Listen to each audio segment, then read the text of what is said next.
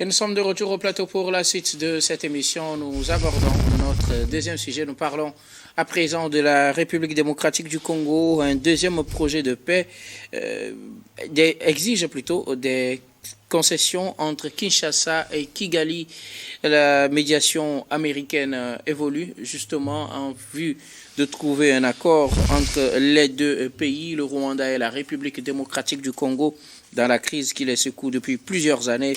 Une nouvelle proposition formulée par Washington exige des concessions des deux parties, le retrait des dispositifs rwandais sur le sol congolais, la levée de l'état d'urgence imposé depuis 2021 dans l'est de la République démocratique du Congo. Plusieurs conditions devraient être imposées aux deux parties afin de pouvoir parvenir à un accord de paix entre Kigali et Kinshasa. Nous en parlons avec nos invités. Je commence par vous, Adam Adronou.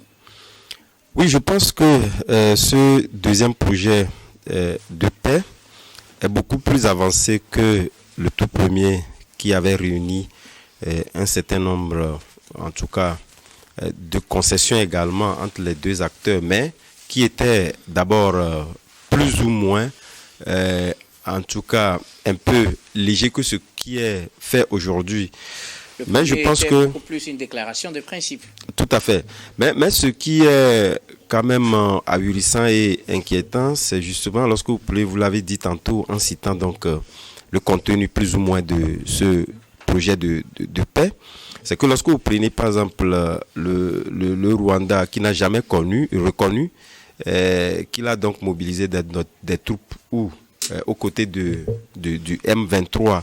Et justement, il le dit parce que lorsque vous avez des frontières entre deux pays, je pense qu'il le dit, il dit qu'il a mobilisé donc ses troupes pour sa propre sécurité. Ce qui est évident, de toutes les façons, avec ou sans, en tout cas, ces remue-ménages entre les deux États, de toute évidence, nous savons que les deux frontières sont côte à côte et chacun essaie véritablement donc de pouvoir renforcer la sécurité qu'il faut pour assurer la sécurité intérieure. Mais au-delà de ça, je pense que à part cet aspect, parce que c'est un point très primordial pour arriver à une issue assez favorable ou pour plus avancer sur les autres points. Parce que vous voyez aujourd'hui qu'on essaie de pouvoir continuer jusqu'au jour d'aujourd'hui les M23. À partir du moment où vous avez le Rwanda qui ne reconnaît pas ce soutien du M23, qui ne lui apporte pas d'appui, vous convenez qu'avec moi que si le Rwanda n'évoluait pas, en tout cas dans sa manière de voir les choses et de pouvoir dire concrètement ce qu'il y a lieu de faire, il y a problème. Parce que de toute évidence, nous avons vu plusieurs documents. Le Rwanda n'a jamais reconnu soutenir le M23, n'a jamais reconnu avoir un dispositif sécuritaire. Oui, mais ce qui inquiète, comme je le disais tantôt, c'est que plusieurs, et ce n'est pas aujourd'hui qu'on va démentir en tout cas les faits, nous avons vu que les renseignements ont fonctionné, il y a des structures de confiance également qui l'ont dit qu'il y a véritablement donc ce soutien du Rwanda au M23, mais le Rwanda n'accepte pas en tout cas sur cette disposition. Ça voudrait dire quelque part que jusqu'au jour d'aujourd'hui le problème persiste et va toujours persister, et justement sur certaines concessions je pense que ils arriveront quand même à trouver des issues favorables, mais cela ne résolverait donc pas le problème totalement. Donc moi, ce qui est important de mon point de vue, c'est de continuer réellement, donc pas puiser des éléments contraignants qui puissent amener le Rwanda avait fait et cause que réellement ce soutien est une évidence. Mais sans quoi, je pense que ce serait quand même des déclarations d'intention, parce que si jusqu'au jour d'aujourd'hui, parce que vous avez vu ces derniers temps, il y a eu quand même, en tout cas, une attaque pour repousser le M23 qui n'a pas, en tout cas, donné des résultats probants. Ça voudrait dire que le M23, même s'il n'avance plus, il a toujours cette force-là de résistance face, en tout cas, à la coalition, face au groupe, face à la coalition des pays qui essaient de mobiliser des forces contre le M23. Donc, je pense que si tel est que, en tout cas, cette démobilisation du M23 devait coûte que coûte dépendre du Rwanda qui refuse d'ailleurs même de lui apporter soutien. Si ce ne serait pas opportun de pouvoir inclure le M23, ce que refuse pratiquement la RDC jusqu'au jour d'aujourd'hui. Mais moi, je pense que, quoi qu'il en soit, il occupe un pas très important du pays. Le pays n'est plus totalement contrôlé par Kinshasa. Est-ce qu'il ne serait pas opportun de pouvoir inclure le M23 aujourd'hui dans les discussions pour réellement donc voir si les opinions avancées par le M23 comparées aux opinions avancées par Kigali permettront véritablement de tirer en tout cas une conclusion plus ou moins satisfaisante pour une issue favorable, ce que nous ne constatons pas aujourd'hui. Merci beaucoup à vous, Adam Adjranou. Je rappelle que la médiation américaine s'occupe des relations ou de ramener la paix entre la République démocratique du Congo et le Rwanda. Celle du Qatar avance sur l'aspect RDC, M23. Et selon les informations, oui, M23, RDC. Oui. Et selon les informations, l'accord ou le projet d'accord de paix tel que voulu par les États-Unis ne sera signé que quand on aura eu aussi une entente de l'autre côté de Doha entre le M23 et la République démocratique du Congo. Mais pour revenir à la médiation américaine, des concessions doivent être faites et des deux parties, la République démocratique du Congo doit revoir sa position face aux groupes armés qui constituent une menace pour la sécurité de la République démocratique du Congo. Elle doit également lever l'état de siège dans l'est de son territoire. Le Rwanda, de son côté, doit lever tout son dispositif sécuritaire et les systèmes d'alarme, sauf ceux qui sont prévus par le système d'information des deux côtés. À part cela, tous les autres doivent être relevés. Le problème, c'est que le Rwanda, jusque-là, ne reconnaît pas d'ailleurs avoir un dispositif sur le sol rwandais, ne reconnaît pas soutenir le M23 et ne reconnaît pas envoyer des militaires de l'autre côté de la frontière en RDC. Bon, le problème aujourd'hui, je pense qu'on a évolué beaucoup plus sur la question. Le Rwanda n'est plus dans cette posture-là, puisque c'est juste un secret de polichinelle. Parce que quand tu vois quand même le projet d'accord de paix qui a été... qui n'est pas encore signé, mais qui a été au moins mis à connaissance de ces deux pays-là, il faut voir que le Rwanda a beaucoup plus expliqué la présence de ces forces ou bien de ces troupes sur le territoire congolais par le fait que les FDLR aussi sont aussi à leurs frontières. Et donc si aujourd'hui une obligation dans le projet, c'est une obligation, c'est intransigeant et là on ne lésine la batte pas dessus, mais aujourd'hui la question de savoir si le Rwanda par rapport à cette question du fait que les FDLR sont à nos frontières et puis la RDC est en train de les soutenir pour pouvoir nous déstabiliser, c'est pourquoi nous maintenons quand même nos forces ou bien nos troupes sur le territoire congolais.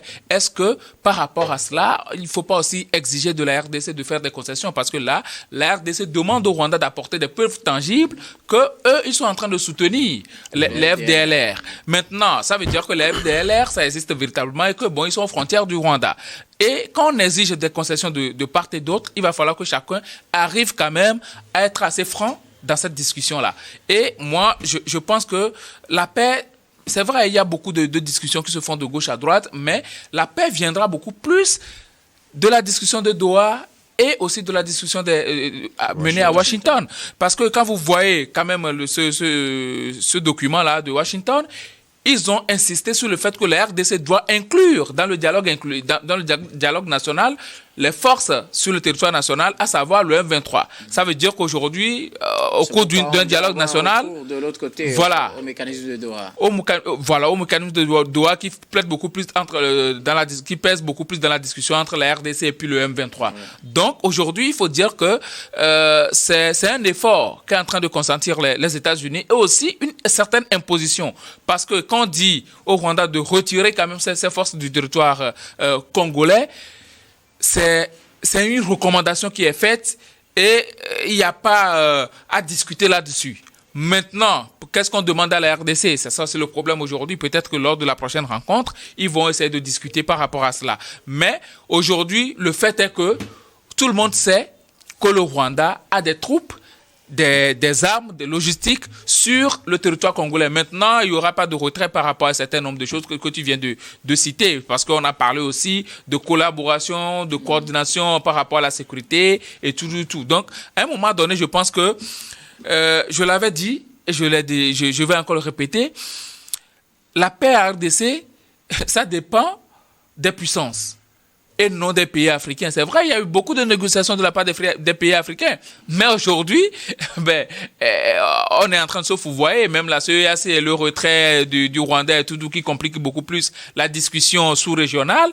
Aujourd'hui, les États-Unis viennent quand même d'imposer une paix à ces pays-là et demandent à ce qu'ils fassent concession de part et d'autre. Et ils citent les points sur lesquels ils doivent faire des concessions. Et je pense que la RDC et puis le Rwanda, ils ont compris vivement qu'ils respectent quand même ces accords et qu'à un moment donné, on arrive à avoir de la calmie dans cette région-là. Parce que ça ne profite à personne, en fait.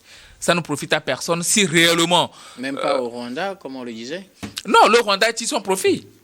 Le Rwanda tire son profit. Si vous déstabilisez un État, vous continuez toujours pas puiser des richesses. Et puis, encore, vous avez des forces sous vos mains qui vous permettent quand même d'avoir une partie d'un territoire étranger sous contrôle.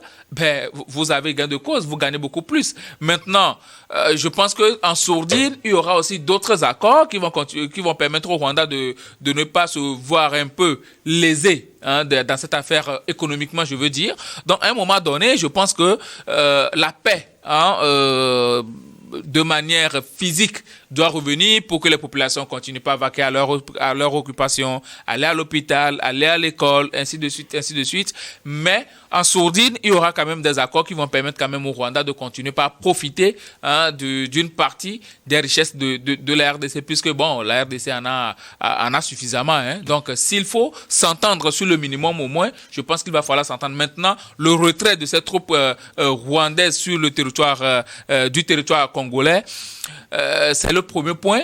Il va falloir que cela se fasse le plus rapidement possible et que aussi la RDC accepte de faire des concessions parce que la diplomatie congolaise, parfois, ils sont tellement intransigeants qu'ils ne voient pas un peu de faute de leur part. Ils se disent non, c'est nous qui sommes les victimes, on doit tout nous accorder comme ça. Mais pour avoir la paix, il faut céder certaines choses. C'est pourquoi aujourd'hui, quand tu prends le document, il y a aussi des exigences de la part de la RDC et la RDC doit accepter de faire beaucoup plus. Parce que juste sur le premier point, quand on parle de retrait des troupes et que le Rwanda parle des FDLR et qu'aujourd'hui, la RDC dit nous, on veut des preuves, si le Rwanda aussi parle de preuves, où est-ce que est-ce qu'on va s'en sortir? Donc à un moment donné, il va falloir accepter de faire des concessions de part et d'autre et que on puisse quand même retrouver la paix dans cette partie de l'Afrique. Justement, parlant des concessions qu'il faut faire de part et d'autre entre Kinshasa et Kigali, est-ce que ça ne vient pas compliquer une perspective d'un accord très prochainement? Parce que est-ce que vous voyez Kigali retirer tous ces dispositifs sécuritaires postés de l'autre côté de la frontière sur le sol congolais, vu que Kigali ne reconnaît pas avoir des dispositifs sur ce sol? Vous voyez Kigali aussi peut-être trouver d'abord un accord avec le M23, puisque ça fait partie également des conditions avant de signer cet accord de Washington, trouver un accord très rapidement avec le M23 et que ce soit un accord sincère, encourageant à signer un nouvel accord avec le Rwanda.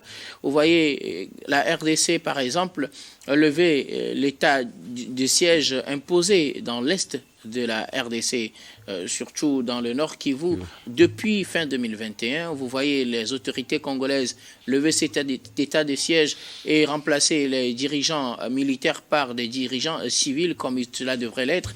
Vous voyez, tout ça là se fait très rapidement, puisque entre-temps, le Rwanda avait dit qu'un accord devrait être signé à la mi-juin 2025. Oui, je pense que lorsque vous prenez un peu la cartographie des concessions que de chaque partie donc devait mener, et je pense qu'il y a de la mauvaise foi également qui se fait signaler. Parce qu'avant même de revenir sur cette question, je pense que la question des FDR qui se pose ou qui revient quasiment lorsqu'on veut évoquer cette question de la menace territoriale sur les deux Kivu, je pense que c'est un prétexte pour la simple et bonne raison que les FDR ne menacent pas. Donc c'est sur le Rwanda. Oui, tout à fait, ne menace pas en réalité donc la partie rwandaises. Mais depuis le Rwanda, mais ils sont là. Clamé cela. Oui, c'est pourquoi je parle de des prétexte. Anciens génocidaires qui se sont réorganisés sur le sol congolais et qui tentent à prendre une revanche. On est d'accord, ils tentent à prendre une revanche. Et ça dure, c'est un conflit. En tout cas, c'est une remarque qui durera très longtemps. Mais, jusqu'à preuve de contraire, je ne crois pas que cette présence puisse donc menacer aussi bien les citoyens que, en tout cas, le territoire rwandais. Donc ça voudrait dire quelque part que c'est un pétrin qui a avancé justement parce que, de toute évidence, la RDC n'a ni les moyens. Aujourd'hui, lorsque on avance ce prétexte-là, la RDC, de mon point de vue, n'a ni les moyens réellement pour faire partie, la FDR, sur cette portion-là. Même si on dit qu'il a donné des soutiens, c'est que la quasi-majorité de la composante des FDR est composée majoritairement des citoyens de la RDC. Voilà pourquoi Kigali essaie donc d'avancer ce prétexte-là. De toutes les façons, on sait que Kigali, au regard de sa montée en puissance en ce qui concerne donc ses efforts militaires, etc., en réalité, la FDR ne constitue pas une menace pour le Rwanda. Mais qu'à cela ne tienne, je pense qu'aujourd'hui, pour répondre donc à votre question, au-delà, en tout cas, de ces prétextes de part et d'autre, il faudrait quand même que le Rwanda puisse prendre conscience que d'abord, ils sont deux pays frontaliers et la paix de l'un devait donc dépendre de l'autre. Donc, quelque part aujourd'hui... Vous voyez signer très prochainement cet accord, en réalité, faire ses concessions. Oui, mais également nous avançons, lorsque nous parlons donc de Washington, on essaie en tout cas d'avancer que Doha, puisque c'est très important lorsqu'on parle de Doha. Puisqu'on l'en dit également. Le côté M23. Tout à fait. Pour arriver véritablement donc, à des consensus assez poussés, il faudrait quand même que Doha puisse réussir. Mais justement également pour arriver à ce que Kigali puisse concéder, en tout cas à un certain nombre de choses, il faudrait quand même que le processus de l'Union africaine également puisse donc aboutir. Pour la simple et bonne raison que c'est la paix de l'Afrique qui est menacée et justement arriver à faire comprendre à Kigali que il est impérieux qu'il puisse donc faire déplacer dans ses forces sur le territoire rwandais, devait donc pousser à ce que cet accord-là et en tout cas cette diplomatie menée par le président du Conseil togolais en faveur de l'Union africaine puisse donc réussir. Sans quoi, s'il faudrait quand même parler d'accord proprement dit entre la RDC et le Rwanda pour faire lever donc aussi bien l'état d'urgence que les forces en présence en RDC, ça va être très difficile. Je pense qu'il faut une diplomatie très agissante et j'espère que les jours à venir, il faudrait quand même que ces concessions, en tout cas cette négociation tripartite puisse donc aboutir. Donc, je pense que Washington devait inclure également dans son dispositif pour arriver donc à trouver une solution à la diplomatie ou en tout cas la diplomatie de l'Union africaine pour amener le Rwandais à accepter. Sans quoi, vous avez vu, quand bien même qu'ils sont conviés, n'oubliez pas quand même qu'il y a quand même, en tout cas, une organisation sur les accords de terre et de minerais qui est donc en passe d'être accompli au niveau de la RDC. Ça veut dire quelque part que derrière tout ça là, il y a quand même des questions d'intérêt. Et lorsqu'on parle des questions d'intérêt, la question de paix est plus ou moins occultée. Or, l'Union africaine est très préoccupée par cette paix qui doit être retrouvée en RDC pour faire avancer les choses. Donc, je pense que je n'y crois pas que pour ce deuxième projet d'accord de paix qui est donc qu'on puisse donc arriver tout de suite à une issue assez favorable, comme on l'aurait en tout cas bien voulu. Il faudrait quand même qu'on puisse fondamentalement inclure dans ce dispositif-là l'Union africaine. Merci beaucoup. À vous, Adam Adjono. Je rappelle que la médiation de l'Union africaine également continue sous la présidence donc, du Togo. Mais Gabin, le Rwanda a annoncé il y a cela quelques jours ou semaines qu'en mi-juin, on devrait avoir un accord entre les deux parties, le Rwanda et la République démocratique du Congo. Le projet, le document qui devrait être proposé aux deux parties est désormais accessible. Oui. On voit des contraintes à respecter de part et d'autre. Vous voyez chaque pays respecter les exigences de ce contrat pour arriver à une paix, puisqu'il faut aussi trouver un accord au niveau de Doha. Tout ça là, est-ce que ça ne va pas mettre une pression en matière de calendrier sur les médiateurs? Et aussi, est-ce que c'est réaliste dans ces conditions que la RDC trouve un accord avec le M23 très rapidement à Doha, dans de très brefs délais, et aussi lève l'état de siège, dénonce la présence des FDLR sur son territoire et leur retire son soutien, et que Kigali aussi fasse tout ce qui lui est exigé avant de signer cet accord. Oui, en fait, ce que Washington est en train de faire, c'est que la paix n'a pas de prix, et ce sont les populations qui sont en train quand même de subir les conséquences désastreuses de ce conflit-là. Donc, il faut faire rapidement pour que cette population retrouve quand même leur quotidien. C'est ce que le régime de Donald Trump est en train de faire actuellement. On ne peut pas laisser tout le temps à ces gens-là quand même de faire ce qu'ils veulent. Il faut les circonscrire dans un délai donné, et je pense que c'est assez louable en fait, même si à un moment donné on peut dire que non, ce n'est pas réaliste et tout, mais au moins il faut les circonscrire dans un délai pour qu'ils arrivent à faire des efforts, même si on peut à un moment donné dépasser ce délai-là. Quoi qu'il en soit, le plus important sera fait au cours de ce laps de temps. Et je pense que c'est une très bonne chose d'imposer quand même un temps donné à ces deux belligérants-là pour qu'ils arrivent à cogiter et à faire la paix. Maintenant, à côté discussion entre la RDC et puis le M23 du côté du Doha, moi je pense que c'est déjà une avancée d'accepter de discuter.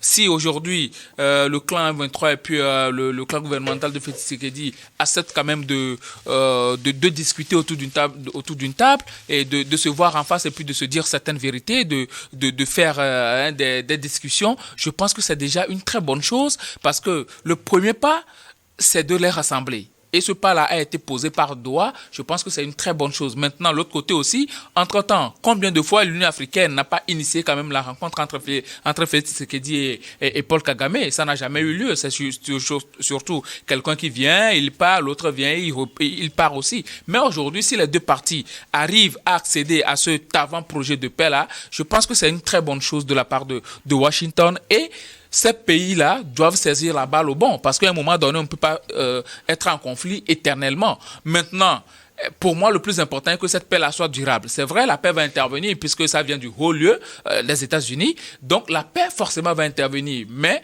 à un moment donné, je vois que ce sera une paix contraignante, en fait. Une paix pas contrainte, parce que, bon, vous n'avez pas le choix, on va respecter. Sinon, ce que les États-Unis demandent, ce n'est pas compliqué à respecter. Ils doivent le respecter pour que la paix prévale, et surtout, sur le premier point, le retrait des troupes, c'est très important. Maintenant aussi, est-ce qu'on va arriver au désarmement du M23? Je ne suis pas sûr. Si le M23 a encore les armes, ça craint.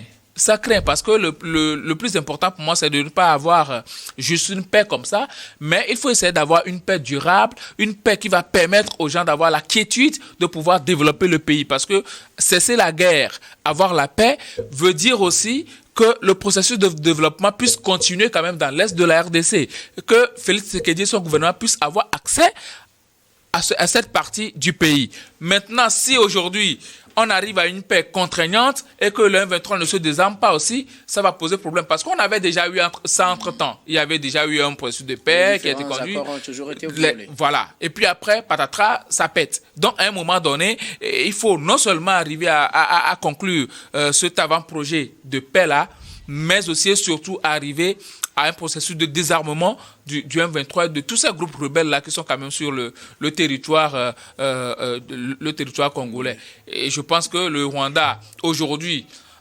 déjà en acceptant d'aller discuter avec Félix Tshisekedi, ça veut dire que le Rwanda a accepté quand même le processus de paix, et que Félix Tshisekedi et compagnie aussi doivent accepter d'être assez clairs, d'être beaucoup plus flexibles dans leurs exigences par rapport aux forces des FDLR. S'il y a du soutien du Congo au FDLR, que Félix Tshisekedi soit clair là-dessus et que ce soutien-là soit retiré. Mais s'il n'y a pas de soutien, qu'il le démontre réellement qu'il n'y a pas de soutien, et là, tout le monde se sentira en paix, en confiance, pour pouvoir conclure quand même cet accord de paix. La paix est-elle proche dans l'est de la RDC, selon vous? Oui, je vais être optimiste. je vais être optimiste. Pour moi, la paix est proche et c'est tout le mal qu'on peut souhaiter quand même à cette population-là. Moi, je ne vois pas les dirigeants. Ce sont les pauvres populations qui subissent quand même les conséquences désastreuses de ce conflit-là que je vois. Adam Adjranou, au regard de ces propositions de projet de paix, la paix est-elle proche dans l'Est de la RDC selon vous? C'est assez mitigé. Et vous savez, pour arriver à une telle conclusion, il faudrait quand même que ce deuxième projet de paix soit assez concluant. Mais heureusement que c'est toujours à la fin de projet qui peut être enrichi avec d'autres, en tout cas, prétentions pour permettre à chacun de ces deux pays d'arriver donc à des concessions assez sincères. Puisque ce qui se fait remarquer aujourd'hui, lorsque vous prenez surtout du côté rwandais qui dit clairement que voilà, il n'y a pas eu de soutien, c'est ce qui craint. Et mais je pense que le plus important, c'est d'amener la RDC également à des concessions assez sincères pour qu'ils puissent donc faire ce dépassement de soi et voir véritablement que l'intérêt général, surtout l'intérêt de la population qui est mise en cause, de laisser de côté les questions donc de minerais, de terres rares, véritablement calquer les yeux sur la population. Je pense qu'on pourrait arriver les jours à venir à une paix sincère, à une paix durable. Merci beaucoup à vous tous pour vos contributions. Nous allons marquer la pause pour le journal, puis on reviendra tout à l'heure pour la suite de cette émission.